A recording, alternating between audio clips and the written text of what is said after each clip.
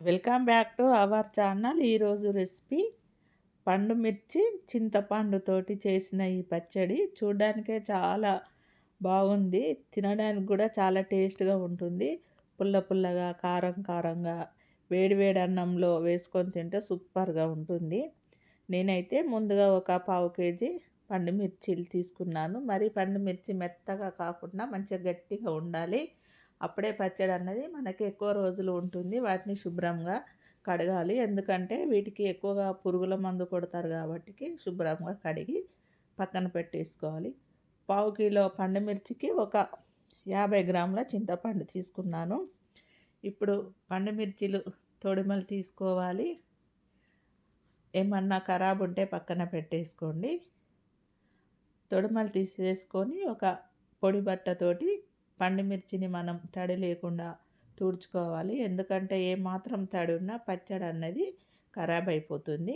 తుడుచుకున్న తర్వాత పండు మిర్చిని చిన్న చిన్నగా ముక్కలుగా కట్ చేసుకోండి. ఎందుకంటే గ్రైండ్ చేయడానికి మనకు వీలుగా ఉంటుంది. ఈ విధంగా కట్ చేసుకున్న తర్వాత ఒక మిక్సీ జార్ తీసుకొని అందులో కట్ చేసుకున్న పండు మిర్చీలు వేసుకోండి.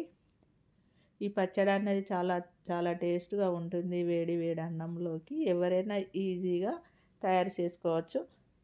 50 గ్రాముల చింతపండు అన్నాను కదా, గింజలు నార లాంటివి లేకుండా తీసుకొని వేసుకోవాలి. వేసుకున్న తర్వాత ఇప్పుడు ఇందులో ఒక 20 వెల్లుల్లి రెబ్బలు పొట్టు తీసి వేసుకోవాలి. అలాగే ఈ రుచికి సరిపడినంత, అంటే నేను తీసుకున్నది పావు కేజీ కాబట్టి 2 టేబుల్ స్పూన్ల ఉప్పు తీసుకున్నాను. తక్కువైతే నేను తర్వాతైనా వేసుకోవచ్చు. వీటిని మనం గ్రైండ్ చేసుకోవాలి. చూడండి, ఈ విధంగా అయితే గ్రైండ్ చేసుకున్న తర్వాత నేను జీలకర్ర వేయటం మర్చిపోయాను కాబట్టి ఇప్పుడు ఒక టేబుల్ స్పూన్ జీలకర్ర వేసి పండు మిర్చి చింతపండును మనం ఈ విధంగా అయితే గ్రైండ్ చేసుకోవాలి. చేసుకొని దీన్ని వేరే బౌల్లోకి తీసేసుకోవాలి. తీసేసుకున్న తర్వాత ఇప్పుడు ఈ పచ్చడిని ఏ విధంగా మనం తాలింపు చేసుకోవాలి అన్నది నేను ఇప్పుడు చూపించబోతున్నాను.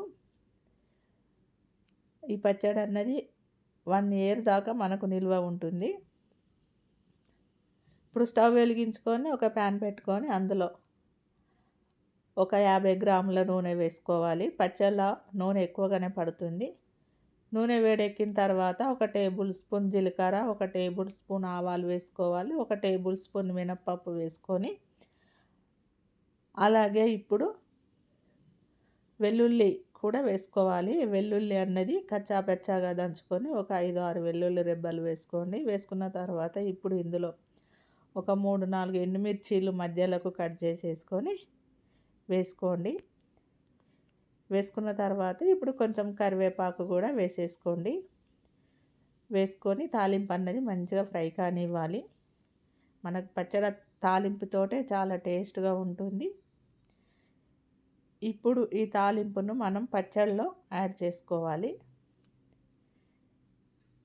ఈ పచ్చడి అన్నది చాలా చాలా టేస్ట్గా ఉంటుంది. ఎక్కువ రోజులు కూడా నిల్వ ఉంటుంది. నేను ఒక పావు కేజీ పెట్టాను. తర్వాత మళ్ళీ ఎక్కువ పచ్చడి పెడతాను. చూడండి, పచ్చడి అన్నది తాలింపు పెట్టుకొని తాలింపు అందులో వేసుకున్న తర్వాత ఒకసారి పచ్చడిని మంచిగా మొత్తం కలపండి.